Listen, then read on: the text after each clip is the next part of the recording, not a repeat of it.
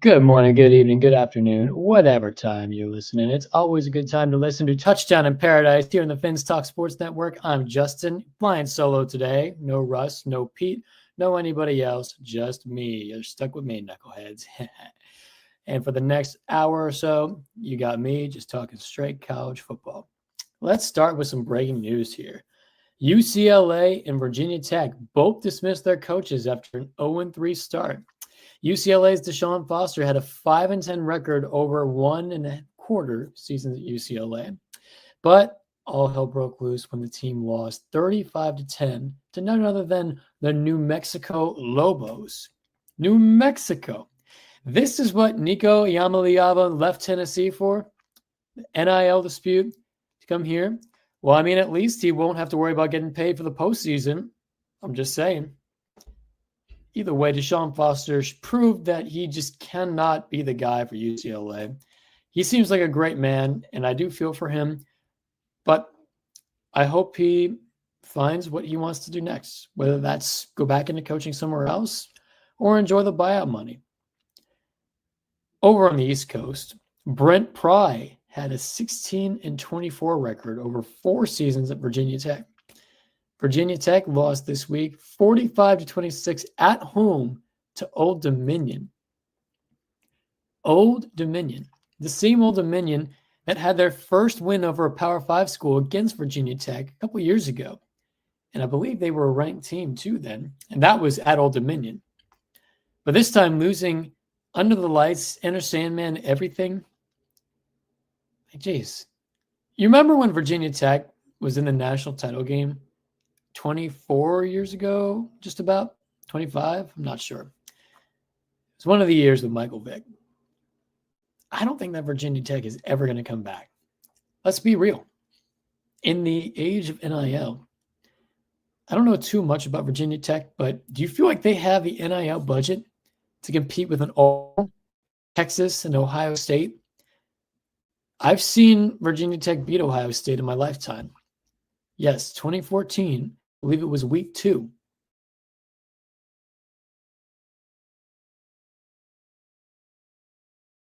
And the Buckeyes. Somehow, some way. And then that Ohio State team went on to win the national championship. I don't know how that worked. And I don't know why some people still consider Virginia Tech one of those teams that, oh, watch out, it's still Virginia Tech. What Virginia Tech? They haven't been truly relevant in like 24 years. When was the last time you remember Virginia Tech being anywhere close to the national title? Frank Beamer, God bless him for all those years that he had them in contention in the early 2000s. Then what happened? I believe he retired toward the late 2010s. The team just hasn't been the same. They haven't even been close, even in his later years. Either way, I heard somebody talking, maybe it was, I think it was on Paul Feinbaum's podcast or whoever he was a guest on. Should we pencil in Jimbo Fisher at Virginia Tech? Interesting. But do you think Jimbo Fisher would walk away from 100 million reasons to not coach? I want to see how that plays out. Right move, too soon for both these guys. It just seems like they were so fast to act like we can't do this anymore. People aren't going to show up to our games. They're not going to be selling out the stadium. I mean, probably not going to sell out the stadium anyway. But ticket sales go down. Donor money goes down. It's just not a good sight all around.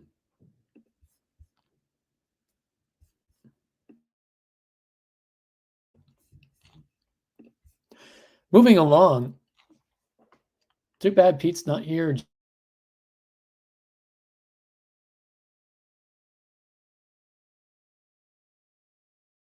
Stunned Notre Dame on the road, 41-40. Marcel Reed, 360 yards, 2 touchdowns. How about Le'Veon Moss, 81 yards and 3 touchdowns on the ground? Mario Craver, how about this guy too? 7 catches, 270 yards and a touchdown. For Notre Dame, CJ Carr, 293 yards, a touchdown and a pick. Jeremiah Love, solid day as well, 94 on the ground, 2 touchdowns. Jadarian Price, also 2 touchdowns.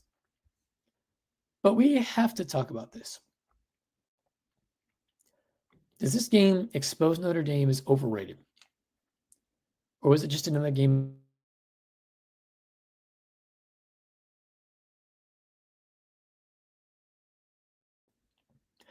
With all that, it's just this Notre Dame team cannot stop a nosebleed. They had every chance in the world to win this game.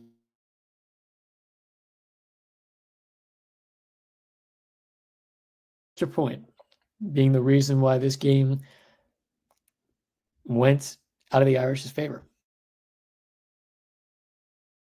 But still, your defense lets up all these points to allow that to happen.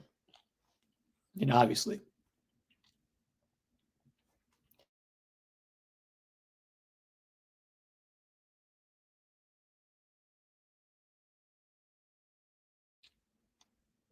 Now, is that fair? I'd love to hear from you in the comments. Because Notre Dame's played 2 top 10 teams, Miami and Texas A&M, in 2 weeks. Now, given that, look at a team like Arizona State. Arizona State, they won the first week. They lost in a last-second play to an unranked Mississippi State on the road the week after. They fell all the way out of the rankings. Let's look at Clemson, shall we? They have 2 losses, but they have 1 win, where they have not looked good once this year in any of these 3 games. They were, I believe, 12 or 15. We'll talk about them in a minute, but if you watch the game, you know what happened. They fall out of the rankings. And then you look at a team like, what's it called? It was on the tip of my tongue a second ago. You look at that team. I'll come back to it. Either way, I am out on Notre Dame this year. Unless they have a spectacular season and beat USC and everybody else, they don't have a chance to get in. Moving along. Dogs still on Rocky Top. UGA prevails over the Vols in overtime, 44-41. Again with the kicking problems. Because if you watch this game, which I hope you did, it was a great game. The Tennessee kicker missed the field goal at the very end of regulation, wide right, as time expired. Goes to overtime, and the Dogs punch it in, winning their 9th straight in this series. If you remember, the last time Tennessee won, they really shouldn't have won. It was a miracle that they did. Joshua Dobbs launched a Hail Mary right after UGA scored as the waning seconds tick off the clock in Athens. Throws it up, and Jawan Jennings comes down with it. Touchdown. Walk-off. Vols win under Butch Jones.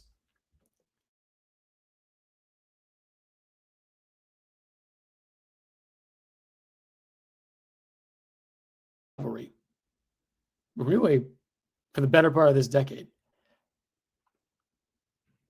So what is our assessment here? We have Gunnar Stockton, 304 yards, 2 touchdowns. Joey Aguilar, solid day too, 4 touchdowns, 2 picks. Chris Brazilian, 6 catches, 177 yards, and 3. How about the running back for UGA as well? He could play. So our assessment here, my assessment at least, Gunnar Stockton has proven me wrong. Little by little, each week. He looked like a deer in headlights at times last year in the postseason against Texas and against Notre Dame. Just did not look ready and prepared. He's clearly put in a lot of work this offseason, and now it's showing. To go into a really hostile environment, one of the top 10 largest stadiums in the country, sold out, checkerboard in the stands, and do that. Very great. And if you're Tennessee, yes, this is a blown opportunity. Your kicker pulls a Scott Norwood.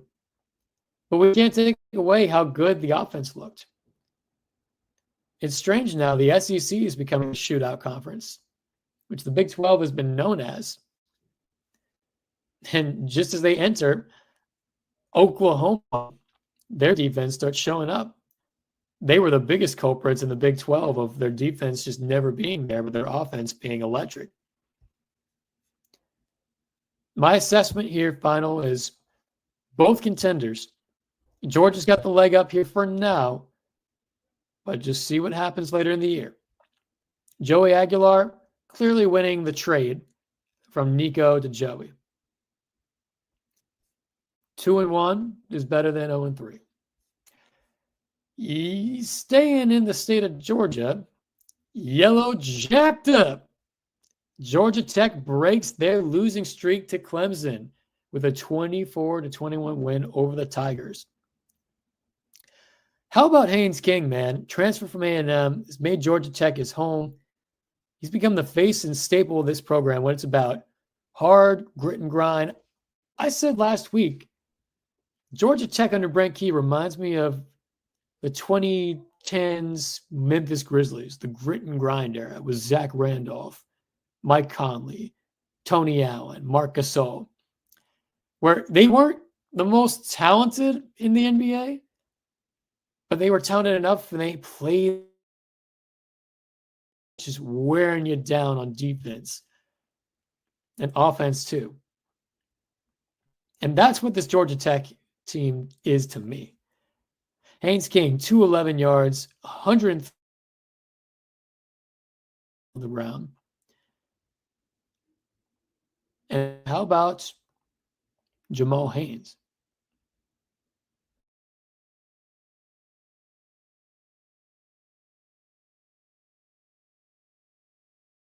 My notes are a little jacked up. But on the other side here, Cade Klubnik, 207 yards, 1 touchdown, 1 pick. And Brian Wesco Jr., 7 catches, 126 yards, and a touchdown.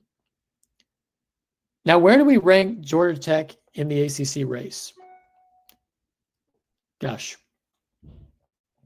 It's got to be right behind Florida State and Miami, who I think right now are 1A and 1B. Obviously, Florida State with the big win over Alabama at home. And then Group of 5. And then, of course, you've got Miami, who played Notre Dame, beat them at home, and then just played a ranked South Florida, beat them at home too. Also Savannah State, I believe it was, ran through them. I guess I'll put Miami first. I'll put Florida State second and Georgia Tech right behind those, but I just don't know how big the gap is. Those three are clearly the class of the ACC. Now, how about Clemson? Is this it? Is Dabo done? Is Clemsoning back? You remember that term? It disappeared for a while because Clemson was on a hot streak, winning a lot. But before they win, boys and girls, before they did start winning, there was a term called Clemsoning where they'd start the year off ranked, maybe in the top 10, doing so well. And then toward the end of the year, they start losing games. And that was called Clemsoning. But now they're losing games in the beginning of the season. So where do you go? What do you do with Dabo, who's kept this program in the dark ages, dare I say, of college football?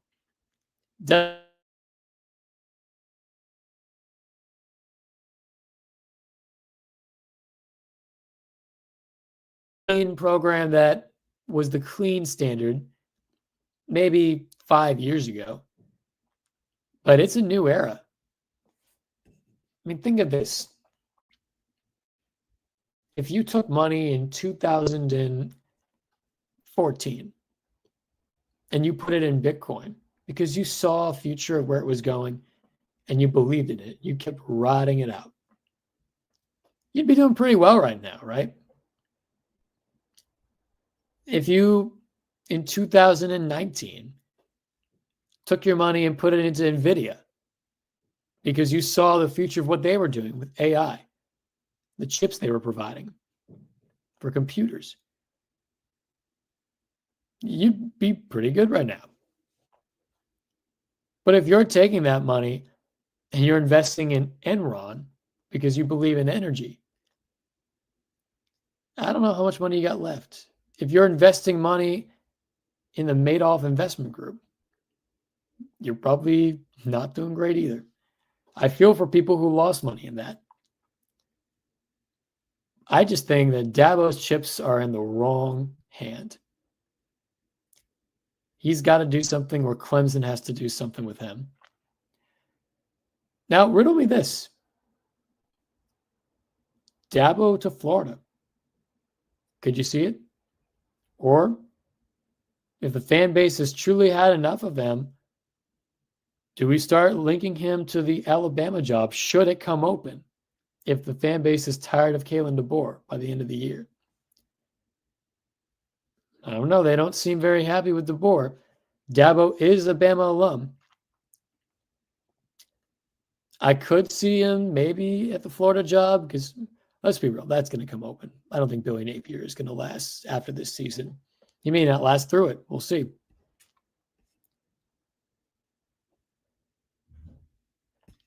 And how about this? Lane Kiffin gets the UK monkey off his back and beats the Wildcats on the road.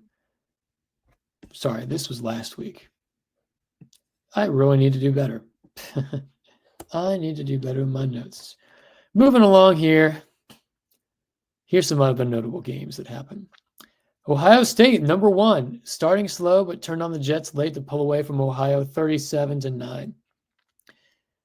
Texas still shaky in a 27-10 win versus UTEP. You know, I'm wondering, should I start betting against the spread in Texas games? Arch Manning did say he's going to be better. I'm not giving you betting advice, but I'm going to start looking at that. Should you start betting against the spread with Texas? Or is it too late for that? Do you think now they'll have a turning point? Schedule only gets a little bit more difficult from here. Ole Miss wins a high-scoring affair with Arkansas. That's where Lane Kiffin is right now. 41-35. USC enters the rankings at 3-0 after a 33-17 win at Purdue. Good for the Trojans, good for Lincoln Riley. I don't think Purdue has anything to write home about this year. Barry Odom, new coach in there. They'll grow. They'll get back to it. Barry Odom did pretty well with Mizzou for a while. Over to Bama, the Tide roll over Wisconsin 38-14. That should buy DeBoer a little bit of time. But if he starts losing little games over the next few weeks, you know that fan base is not going to be happy. LSU wins another slugfest and beats Florida 20-10. How about it? The offense looking like stalemate. You know, it's these offenses that you're used to being electric. LSU, Houston Texans. Gosh, who else? The Kansas City Chiefs, not looking great either. Cleveland Browns, not looking great either. I could keep naming names. Their offense, I just feel like they could do better. But the new defensive coordinator has done a heck of a job coming in and changing things up and making that the identity of this program. Now, I do feel LSU, even though they are the highest ranked SEC team at number 3, I do feel that they are a little bit overrated. And at some point in the year, we're going to see that. I feel like Georgia or Tennessee is a better team, are better teams. But we shall see. Miami exposes those frauds at USF, the geographically challenged school in Tampa, 49-12. And to that I say, it's all about the U, baby. Ha! That's the UCF fan in me and the Miami lover in me. How about this? The Tupac in shambles. Texas Tech runs through Oregon State 45-14. And how about this? University of North Texas beats Washington State 59-10. Reminder, these were Power 4, Power 5 schools back in the day, in the days of the Pac-12. My goodness. I hope things get better. I feel very bad for those schools and their fan bases. They're just such loyal fan bases. They don't deserve this. Everything fell apart around them, and now this. I know Washington State lost Jake Dicker. They lost John Mateer. Their whole program got gutted, and this is what's left. It's just tough. I don't know where you go from here. I know the Pac-12 is rebuilding over the next couple of years. I just hope that it brings a brighter day for these teams. They just didn't deserve what happened to them. And finally here, Vandy hammers down South Carolina without Lenora Sellers, who got knocked out early in the game. Hope he's okay. Exciting young player. 31-7 on the road. They're in the rankings. Let me tell you, how about Diego Pavia? How about him? He's got the toughness of Phillip Rivers. Man is so overly confident. Obviously, he beat Alabama last year, Vandy's first win over number 1 in history, and their first win against Alabama in almost 40 years, I believe it was. This year, he goes on the road to hostile environment South Carolina, takes them down 31-7, and he's just so confident all the way through. Not to mention, a couple years back, when he was at New Mexico State, he went into Auburn and beat them. Dude is a gamer. He's a tough guy. Just overly confident. He delivers. I love to see it. Another little stat after that. Well, I'll share it now. This is what I saw on X recently. So, if you know Theo Vaughn, he claimed on X, actually in an interview on ESPN while he was on the sideline, that Diego Pavia promised Theo if Vanderbilt beats South Carolina, that Theo could take Diego's mom on a date.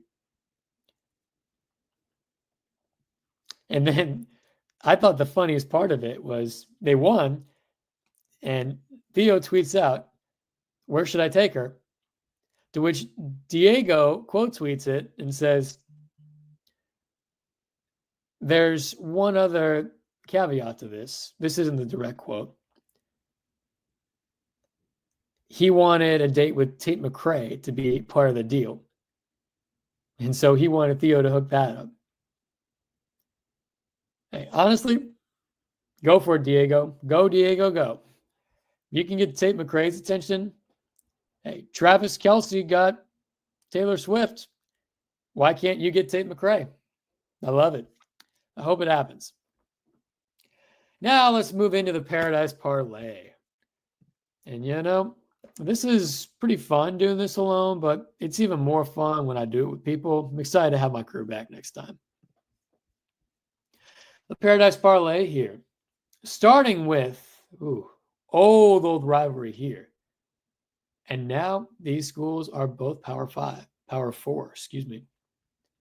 SMU at TCU, the crosstown Dallas-Fort Worth rivalry.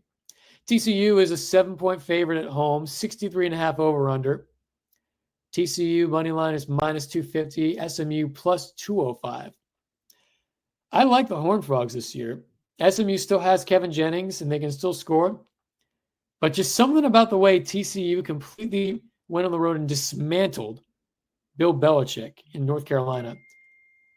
Josh Hoover can sling that thing. He's got the accuracy of Tom Brady. Maybe that's a little exaggeration. But the man is clutch. The man is tough.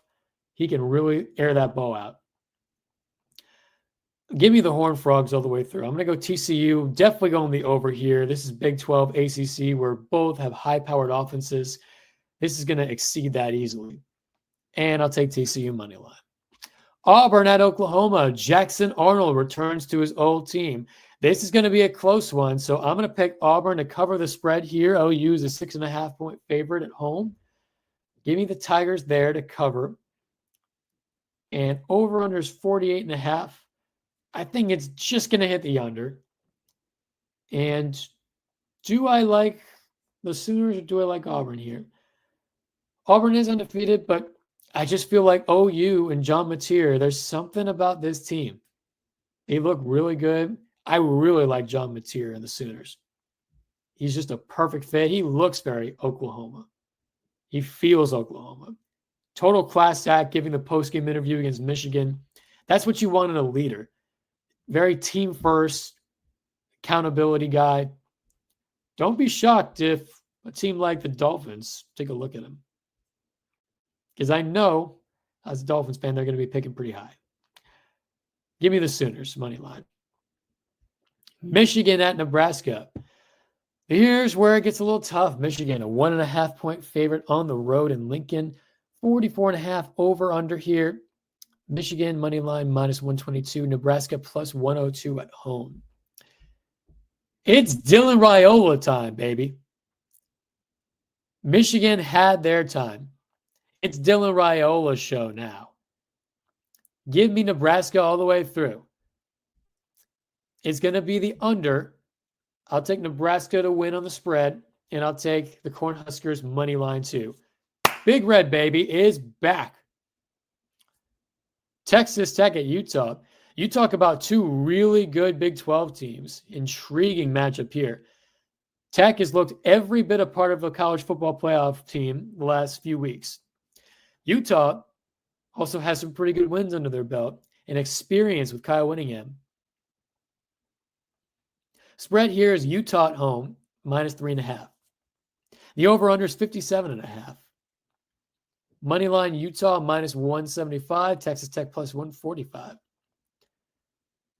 This is definitely going to be a close game.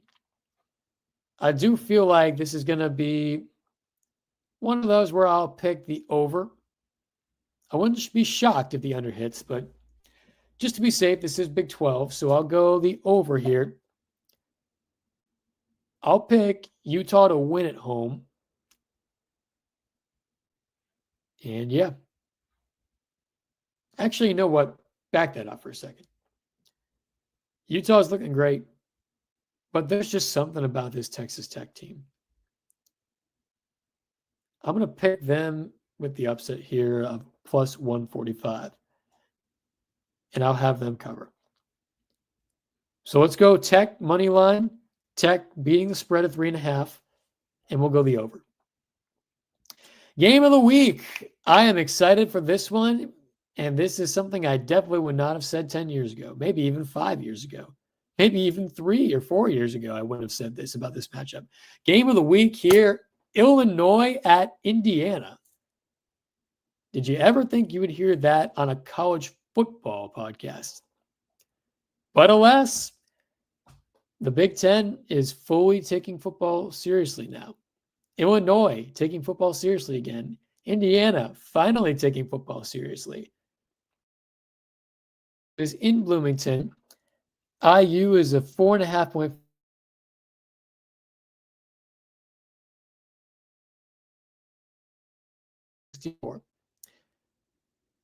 I was on the Kirk Cignetti train all year last year. Kirk Cignetti, he won it. This year, I might have to start saying Brett B, Coach of the Year. I mean, have you seen Illinois?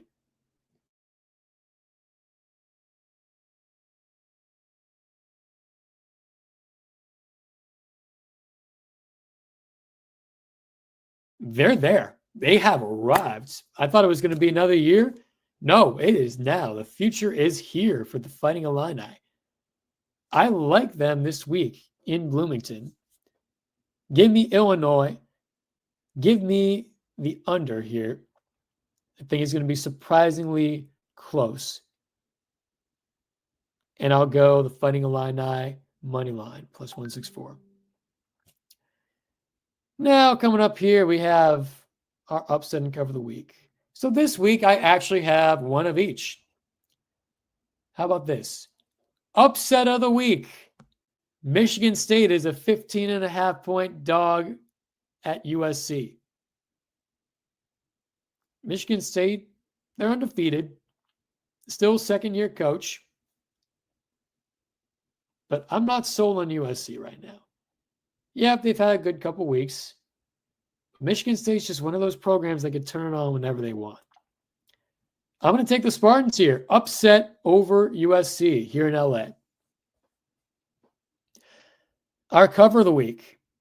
Remember I said, is it time to start taking the spread against Texas? Sam Houston State University coming to Austin, plus 41.5. I'm going to take the Bearcats to cover. Texas will win, but that is a big money line for what Texas has been playing like. I'm not buying it. Give me the Bearcats to cover. Other games I'm watching this week, of course, Bill Belichick and UNC coming to UCF. Excited for that one. And then we've got Florida going to Miami to play.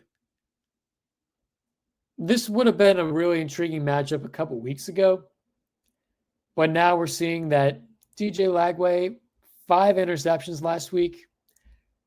I just don't think he's playing with a lot of confidence right now. And Miami, they're playing with all the confidence in the world. It's at home. Carson Beck looking like maybe the favorite for the Heisman right there with John Batir in Oklahoma. Give me the Hurricanes. They're big. And we're going to wrap this up with cheer for the week. I'm going to cheer to just being able to travel. Let me tell you, man, if you go out there and go explore the world, I will tell you, you will experience more growth doing solo travel worldwide than you will doing anything else. It's just such a treat, such a great experience. I love it. If you don't have one yet, this is your sign to go travel. Go see somewhere you never have. I lied. We're not going to make it to an hour here, but we'll keep it at 33 minutes. This is Touchdown in Paris here on the Finstock Sports Network. I'm Justin, and we will see you next time.